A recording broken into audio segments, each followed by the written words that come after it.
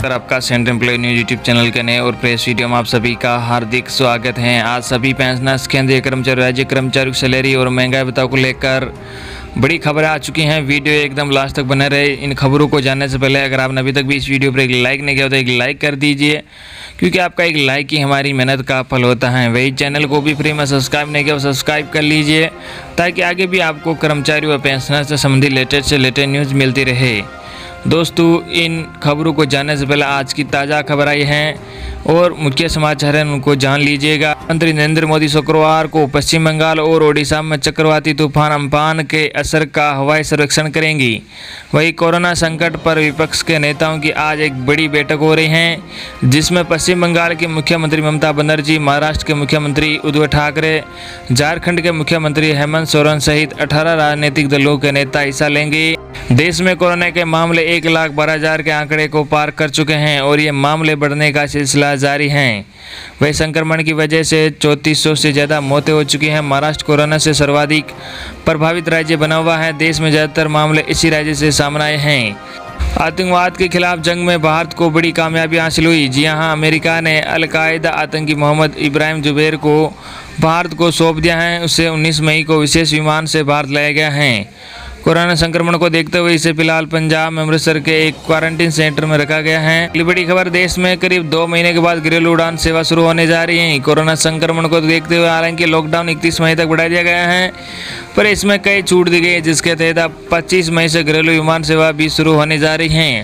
हालांकि इस दौरान कई नियम और शर्तें लागू रहेंगे। अगली बड़ी खबर, टिकट के लिए आज से खोले जाएंगे चुनिंदा काउंटर और 2.25 लाख CSC। जी हां, लॉकडाउन के 14 चरण के बाद 1 जून से चालू होने वाली नियमित ट्रेनों के लिए बृहस्पतिवार को टिकटों की बिक्री खुलते ही भीड़ उमड़ पड़ी।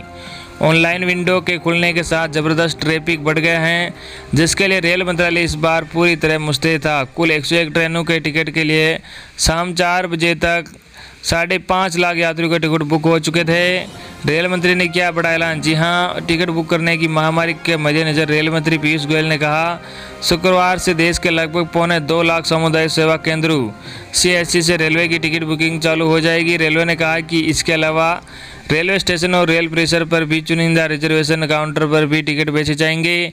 1 जून से चलने वाली विशेष ट्रेनों के लिए रद्द किए गए टिकटों के लिए पूर्ण वापसी प्रदान की जाएगी।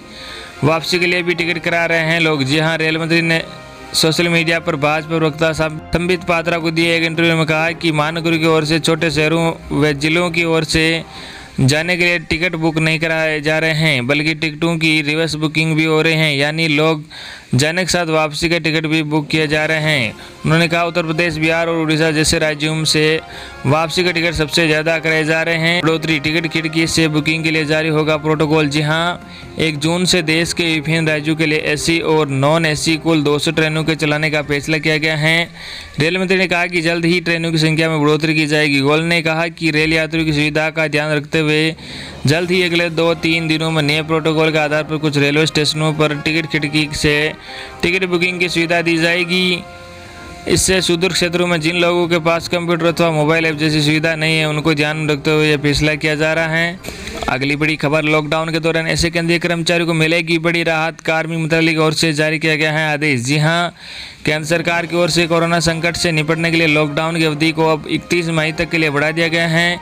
इस दौरान 50% कर्मचारियों को रोस्टर के मुताबिक वैकल्पिक कार्य दिवसों पर दफ्तर में मौजूद रहने का आदेश दिया गया है। हालांकि आदेश में कुछ कर्मचारियों को छूट भी दी गई है। केंद्रीय कार्मिक एवं प्रशिक्षण मंत्रालय की ओर से जारी किए गए आदेश में कहा गया है कि बीमार कर्मचारियों, गर्भवती महिलाओं को, दिव्यांगजनों को दफ्तर आने की जरूरत नहीं है। मंत्रालय की ओर से जारी आदेश में कहा गया है कि ऐसे कर्मचारियों को दफ्तर में आने वाले कर्मचारियों को एहतियात रेस्टोरेंट में न शामिल किया जाए। ऐसे कर्मचारी जिनका इलाज चल रहा है, उन्हें डॉक्टर की ओर से जारी किए गए पर्चे को दिखाना होगा। इसी तरह से दिव्यांग कर्मचारियों और गर्भवती महिलाओं को भी दफ्तर आने के लिए तैयार होने वाले रोस्टर में न शामिल करने को कहा गया है। बता दें कि कोरोना संक्रमण के खतरे को देखते हुए देश में लॉकडाउन का 4था चरण लागू है, जो 18 मई से 31 मई तक चलेगा। इस दौरान सरकार ने कर्मचारियों की 50% मौजूदगी का फैसला लिया है। इससे पहले 33% कर्मचारियों की मौजूदगी ही अनिवार्य थी। यही नहीं, सरकार की ओर से पिछले दिनों यह भी कहा गया था कि भविष्य में भी हर साल कर्मचारियों को 15 दिन घर से काम करने का विकल्प दिया जा सकता है। सरकार के मुताबिक 15 दिन वर्क फ्रॉम होम की पॉलिसी को हमेशा के लिए शामिल किया जा सकता है। हालांकि अब तक आधिकारिक तौर पर इस संदर्भ में कोई फैसला नहीं लिया गया है। गौरतलब है कि कोरोना के चलते पैदा हुए आर्थिक संकट की वजह से केंद्र सरकार ने कर्मचारी बढ़ोतरी डीए भुगतान को रोक दिया था। इसके अलावा जून 2021 तक किसी इजाफे में पर भी रोक लगा दी है। केंद्र के फैसले के बाद यूपी, मध्य प्रदेश, केरल और तमिलनाडु समेत कई राज्यों की सरकारों ने कर्मचारियों को डीए में इजाफे पर रोक लगाई है या फिर सैलरी में कटौती की है।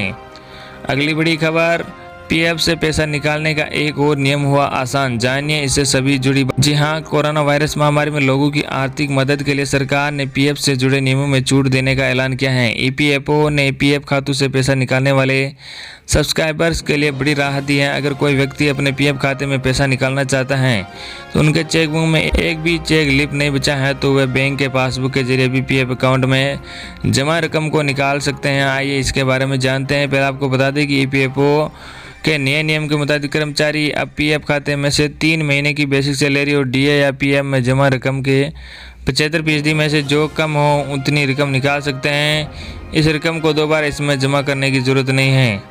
अगली बड़ी खबर, सरकारी कर्मचारियों को फिर झटका, योगी सरकार ने लिया एक बड़ा फैसला। जी हां, कोरोना वायरस जैसी महामारी से निपटने में सभी देशों को दिक्कतों का सामना करना पड़ रहा है। भारत में भी कोरोना से संक्रमित मरीजों की संख्या 1 लाख का आंकड़ा पार कर चुकी है। ऐसे में देश की अर्थव्यवस्था पर भी इसका असर पड़ रहा है। राज्यों को होने वाली आय भी प्रभावित हो गई है। अब इसको देखते हुए कई राज्य सरकारों ने कदम उठाने शुरू कर दिए हैं। उत्तर प्रदेश के मुख्यमंत्री योगी आदित्यनाथ ने भी एक बड़ा कदम उठा लिया है। सरकारी खर्चों में कटौती के लिए राज्य में कई कार्यों में अगले आदेश तक रोक लगा दी है। इसमें नई गाड़ियों से लेकर हवाई यात्रा में बिजनेस क्लास में सफर तक बैन कर दिया गया है। अतिरिक्त मुख्य सचिव संजीव मित्तल ने इस बारे में अवगत कराते हुए बताया कि एक कमेटी ने इस बारे में फैसला लिया है। अगले आदेश तक पूरे राज्य में ये प्रावधान लागू रहेंगे। सरकारी कर्मचारियों को नई गाड़ी और हवाई जहाज के बिजनेस क्लास में सफर करने पर रोक रहेगी। टूर के बजाय अधिकारी वीडियो कॉन्फ्रेंसिंग के जरिए मीटिंग करेंगी। अगली बड़ी खबर, वित्त मंत्री निर्मला सीतारमण शुक्रवार को बैंक प्रमुखों से करेगी मुलाकात। जी हां, बड़े मुद्दों पर होगी चर्चा। जी हां, वित्त मंत्री निर्मला सीतारमण शुक्रवार को सरकारी बैंक प्रमुखों, मुख्य कार्यपालक अधिकारियों के साथ समीक्षा बैठक करेगी। बैठक में कोरोना वायरस से जुड़ी बुरी तरह प्रभावित अर्थव्यवस्था को बूस्ट करने के लिए किया जा रहे प्रयासों और बैंकों से कर्ज उठा पर चर्चा संभव है। दरअसल यह बैठक 11 मई को होनी थी, लेकिन प्रोत्साहन पैकेज की घोषणा के चलते इसे आगे बढ़ाना पड़ा। सूत्रों के मुताबिक बैठक वीडियो कॉन्फ्रेंसिंग के जरिए की जाएगी। बैठक में बैंकों से जिन लोगों ने कर्ज लिया है उन्हें बाजार दर का लाभ मिल रहा है या नहीं, और कर्ज किस्तों पर लगाई गई रोक के मामले में क्या प्रगति हुई है, और इसे लेकर चर्चा होगी। अगली बड़ी खबर, खुशखबरी, आंध्र प्रदेश के सरकारी कर्मचारियों को मिलेगा मई का पूरा वेतन। जी हां, आंध्र प्रदेश के मुख्यमंत्री वाईएस जगन मोहन रेड्डी ने सरकारी कर्मचारियों को मई की पूरी सैलरी देने का अधिकारियों को आदेश दिया है।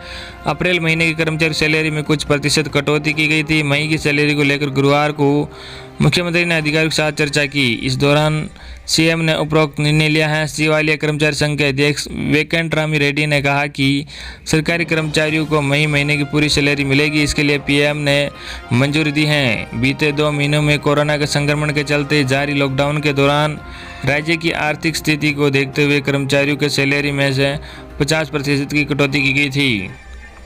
अगली बड़ी खबर महंगाई भत्ता को लेकर है। जी हां, Indian public service employ federation ने केंद्र सरकार के विरोध के काले बैज लगाकर काम किया। फेडरेशन के पदाधिकारियों का कहना है कि केंद्र सरकार जनवरी 2020, जुलाई 2020 और जनवरी 2021 के लिए तय महंगाई भत्ता की किस्त को रोक दी है।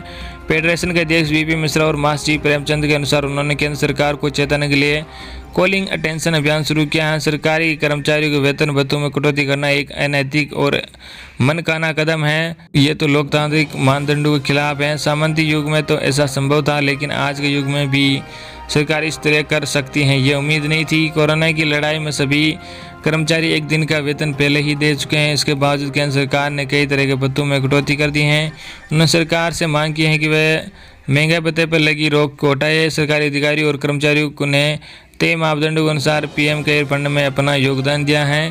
केंद्र सरकार के वित्त मंत्रालय के तहत आने वाले राजस्व विभाग ने गत माह 17 अप्रैल को एक आदेश जारी किया था। इसमें कहा गया है कि राजस्व विभाग के सभी अधिकारी और कर्मचारी हर माह यानी मार्च 2021 तक पीएम केयर फंड में एक दिन का वेतन जमा कराएंगे। इस फंड के जरिए सरकार को कोरोना के खिलाफ लड़ाई में मदद ही दी जाएगी। आदेश में यह भी कहा गया था कि यदि कोई अधिकारी या कर्मचारी इस बाबत एतराज़ जताता है तो उसके एम्प्लॉयमेंट कोड सहित वे जानकारी विभाग को दे दें। इतना ही नहीं, केंद्र ने अपने सभी मंत्रालयों और विभागों में होने वाली कई तरह के सरकारी खर्च पर पाबंदी लगा दी। 1 करोड़ से अधिक कर्मचारी और पेंशन लोगों पर पड़ेगा असर। जी हां, इसका असर 1 करोड़ से अधिक कर्मचारी और पेंशन लोगों पर पड़ा है। पहली तिमाही में वेतन तो मिलेगा, लेकिन LTA, पदोन्नति का एरियर, एडवांस लीव एनकैशमेंट एवं दूसरे भत्ते आदि पर रोक रहेगी। कार्यालय का खर्च, मसलन खाना पीना, पार्टी का आयोजन, सामान खरीदने जैसी गतिविधियों के लिए भी बजट नहीं मिलेगा। सामान्य काल में पास होने वाली कई बिलों पर रोक लगाई जा रही है। जिसमें से सैलरी मिलती है उस खर्च की सीमा 30 से घटाकर 20% कर दी गई है। मंत्रालय विभाग ने कुल बजट में नॉन सैलरी हेड के खर्च पर भी पाबंदी लगी है। इसके तहत अब खरीदारी की सीमा 10% निर्धारित कर दी गई है। कटौती से पहले कर्मचारियों को सलाह लेनी चाहिए थी। जी हाँ, joint consultant machinery for central government employees के CEO श्री गोपाल मिश्रा कहते हैं कि सरकारी कर्मचारी आज कोरोना की लड़ाई में अपना योगदान दे रहे हैं। केंद्र सरकार को कर्मचारियों के वेतन भत्तों में कटौती करने से पहले उन्हें विश्वास से लेना चाहिए था। मिश्रा ने इस बात कैबिनेट चीफ को एक पत्र लिखा था।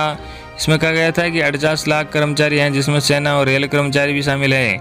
इन सबको एक दिन का वेतन PM केयर फंड में जमा कराए हैं। कई विभागों ने कर्मचारियों ने अपनी इच्छा से इससे ज़्यादा राशि भी दान की है। अब इनकी सैलरी या भत्ते काट कर इन्हें परेशान नहीं करना चाहिए। कई विभागों के कर्मचारियों ने अपने अपने तरीके से जरूरतमंद लोगों की मदद की है। सरकार को महंगाई भत्ता पर लगी हुई रोक को तुरंत हटानी चाहिए। तो ये थी आपके लिए बिग न्यूज़। आई होप कि आपको आज की हमारी जानकारी पसंद आई होगी। धन्यवाद।